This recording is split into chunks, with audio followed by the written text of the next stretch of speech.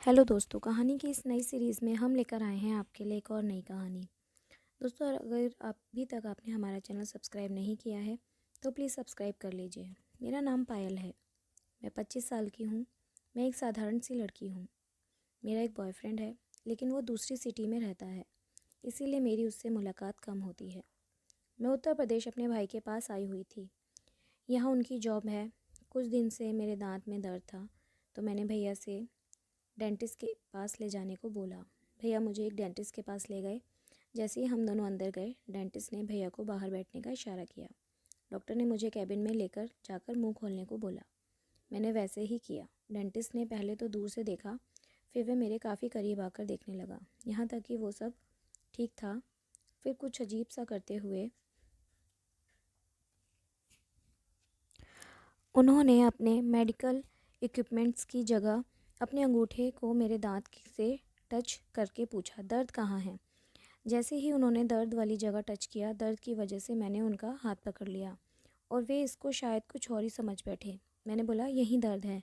उन्होंने मुझे पैर सीधे करके बेड पर लेटा दिया और चेक करने लगे। मुझे महसूस हुआ कुछ चीज़ें मेरे कंधे से टच हो रही थी। ये डॉक्टर का प्राइवेट पार्ट था और वो काफ़ी कड़क लग रहा था। मैंने ऐसे दिखाया कि मुझे कुछ नहीं पता और कि ये टच भी हो रहा है, लेकिन उसको मैं फ़ील करने लगी और अंदर ही अंदर शर्माने भी लगी। मैंने अब तक अपने बॉयफ्रेंड के अलावा किसी को टच नहीं किया था। डेंटिस्ट भी मेरे दांत पर अंगूठा लगाने के बहाने मेरे होठों को छू रहा था। वो सब कभी अंगूठा बाहर निकाल लेता, फिर धीरे धीरे होठों से टच करता हुआ अंदर कर देता। फिर उसने पूछा कि इसकी वजह से कहीं दर्द तो नहीं होता। मैंने मना किया। तब वो भी धड़कन चेक करने के लिए बहाने अपने स्टेटोस्कोप से मेरी हार्ट बीट चेक करने लगा। इसी बहाने उसने मेरे दबाते हुए टच किए और मैं समझ गई थी कि इसके मन में क्या चल रहा है, पर मैं कुछ नहीं बोली। उसने काफ़ी देर तक हार्ट बीट चेक की। मर्दाना एहसास पाकर मेरा भी मन हो रहा था। उसके बाद जैसे ही उन्होंने फिर से मुंह से में चेक करने के लिए अंगूठा डाला, मैं बैठ गई और इससे मेरे हाथ उनके तक पहुंच सकें और वो भी मेरे दांत चेक कर सकें। इस बार जब उन्होंने अंगूठा मुंह में डाला तो मुझसे रहा नहीं गया और मैंने उसके हाथ टच कर दिया और उन्होंने धीरे धीरे मेरे होठों से रगड़ता हुआ अपना अंगूठा मेरे मुंह में डाल दिया और मुझसे मुंह बंद करने को कहा।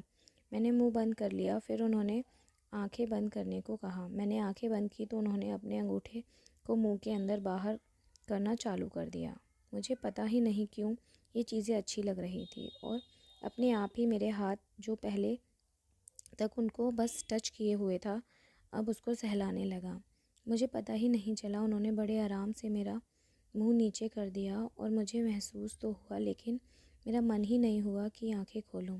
डेंटिस्ट बहुत समझदार और बहुत बड़ा हरामी किस्म का था।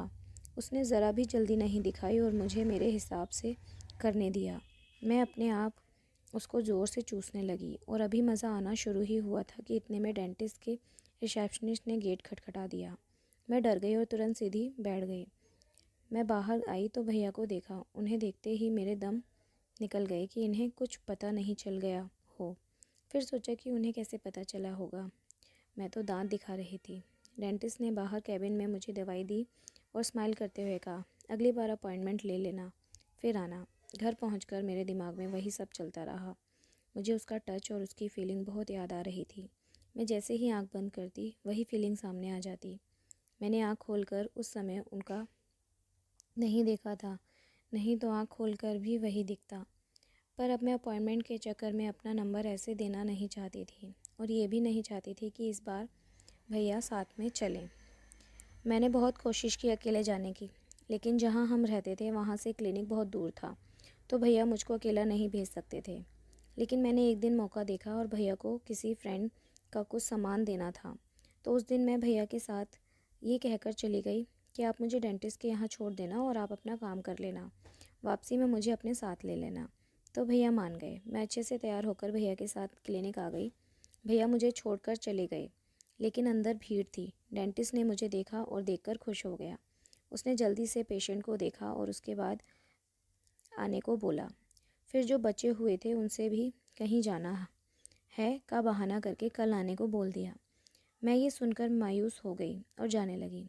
तभी वो मुझसे बोला, आप 10 मिनट वेट कर लो, आपको दवाई लेकर लड़का आता ही होगा। मैं समझ नहीं पाई कि ये क्या बोल रहे हैं और मैं कौन सी दवाई। मैंने पूछा, कौन सी दवाई सर? उन्होंने आंख मारते हुए कहा, जो उस दिन नहीं ले गई थी वो वाली। मैं समझ गई और रुक गई। सबको ऐसे दिखाने लगी कि कोई ज़रूरी दवाई थी। धीरे धीरे सब चले गए। सबके जाते ही डॉक्टर ने मुझे कैबिन में आने का इशारा किया और मैं जैसे ही अंदर गई उन्होंने गेट बंद कर दिया और मुझे पकड़कर किस करने लगे। अगली कहानी जानने के लिए कृपया हमारे चैनल को सब्सक्राइब करें। तो दोस्तों, ये कहानी आपको कैसी लगी हमें कमेंट करके ज़रूर बताएं और हमारे चैनल को सब्सक्राइब करें। इससे कहानी को अपने दोस्तों के साथ शेयर ज़रूर करें। धन्यवाद।